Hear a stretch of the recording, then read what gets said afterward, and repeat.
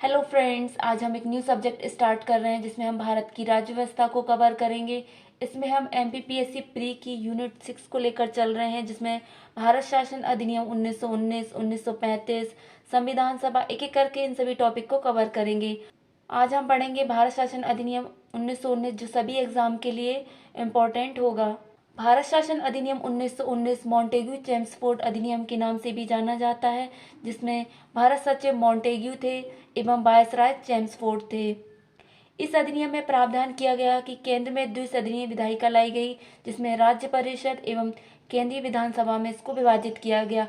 राज्यसभा, जो कि वर्तमान राज्यसभा है, उसे राज्य परिषद के नाम से जाना जाता था पहले। इसमें कुल 60 सदस्य होते थे, जिसमें से 34 निर्वाचित किए जाते थे।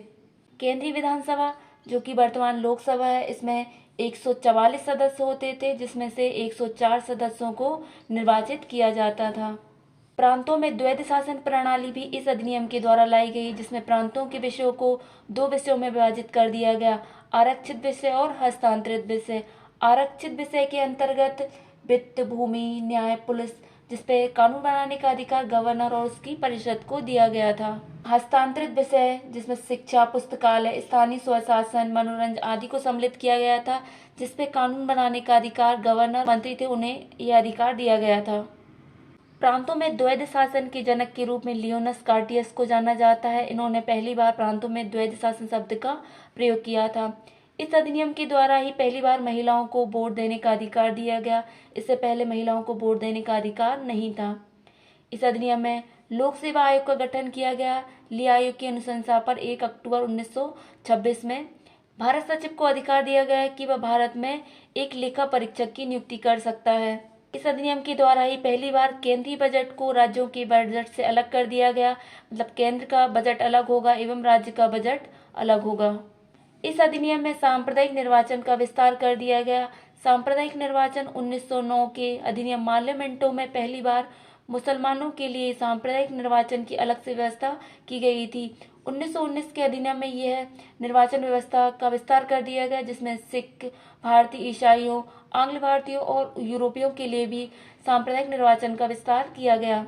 इस अधिनियम में एक वैधानिक आयोग का गठन किया गया, जिसका कार्य था 10 वर्ष पश्चात इस अधिनियम की जांच करना एवं इस पर रिपोर्ट प्रस्तुत करना। लेकिन 1928 में ही ये साइमन कमीशन के रूप में आ गया, जिसका भारतीयों ने विरोध किया था, जिसमें कोई भी भारतीय सम्मिलित न होने के कारण साइमन कमीशन का विरोध किया गया था। इस अधिनियम के द्वारा आपात स्थिति में अध्यादेश जारी करने का अधिकार भी प्रदान किया गया था। फ्रेंड्स, हम इस अधिनियम से रिलेटेड प्रश्न करेंगे जो किसी न किसी एग्जाम में आए हुए हैं। तो हमारा पहला प्रश्न है, केंद्र में कौन सा एक्ट द्विसदनीय विधायिका लाया है? तो इसका सही उत्तर है ऑप्शन डी, 1919 का अधिनियम केंद्र में द्विसदनीय विधायिका लाया, राज्य परिषद एवं केंद्रीय विधानसभा के रूप में। नेक्स्ट क्वेश्चन है, मॉन्टेग्यू चेम्सफोर्ड की रिपोर्ट। तो इसका सही उत्तर है ऑप्शन बी, भारत सरकार अधिनियम 1919 का आधार बनी थी। नेक्स्ट क्वेश्चन है, प्रांतों में द्वैध शासन प्रणाली किस अधिनियम के अंतर्गत लागू की गई थी? तो इसका सही उत्तर है ऑप्शन बी, 1919 के अधिनियम के द्वारा। 1919 के अधिनियम के द्वारा प्रांतों में द्वैध शासन लाया गया। इसमें प्रांतों के विषयों को दो भागों में विभाजित कर दिया गया, आरक्षित विषय और दूसरा हस्तांतरित विषयों में। नेक्स्ट क्वेश्चन है, भारत में लोक सेवा आयोग का गठन किस अधिनियम के द्वारा किया गया था? तो इसका सही उत्तर है ऑप्शन बी, भारत सरकार अधिनियम 1919 के द्वारा।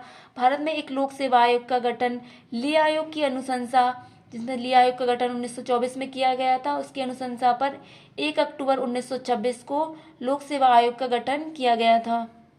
नेक्स्ट क्वेश्चन है, भारत शासन अधिनियम 1919 के अंतर्गत भारतीय विधायिका का अंतिम निर्वाचन किस वर्ष आयोजित किया गया था? तो इसका सही उत्तर है ऑप्शन डी, 1945 में।